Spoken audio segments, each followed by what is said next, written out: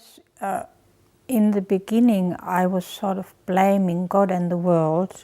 I was a victim, why me? And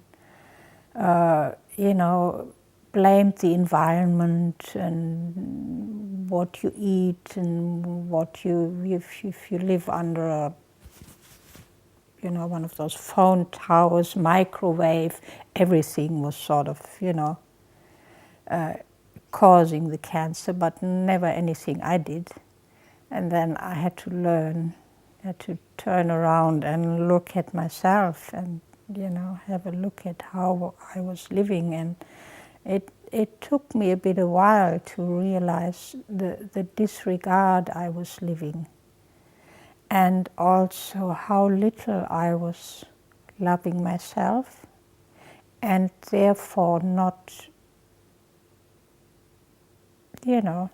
really nourishing and nurturing myself. Having a bath was like, there was something for people who had nothing to do. And so I slowly realized how I was living and what I was living, and slowly started to make changes. I started to listen to my body more and not, I used to work the land for 8 hours a day, heavy physical work, and I never heard my body. I never listened to my body when it was tired, or things were just too heavy, or I was drinking and being up late and running on coffee during the day and doing all sorts of things. And that I knew wasn't really good for my body. My body wasn't liking it, but I ignored it. And I was so hard that I even in the beginning didn't feel it. I didn't feel because I was so contracted and hard and, doing life.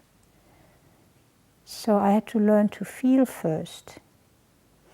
And then the responsibility comes in with, well, if I live like this, it's not really so surprising that my body develops cancer or develops this or that or whatever, it comes up with. And so I took responsibility and didn't feel a victim anymore. I don't feel a victim anymore. I'm very, very aware that whatever happens in my life and happens with my body too, there is sort of a relation to how I live, or choices I make, also in relation to people and relating to people. I wouldn't talk so easily and openly with you quite a few years ago, because I was just so protected and anxious and all sorts of things. And so in a way, this is really a cliche, saying that breast cancer is can be a blessing for you, but it really woke me up to change my life and to to have a life as I have it now, which is just really beautiful and joyful, and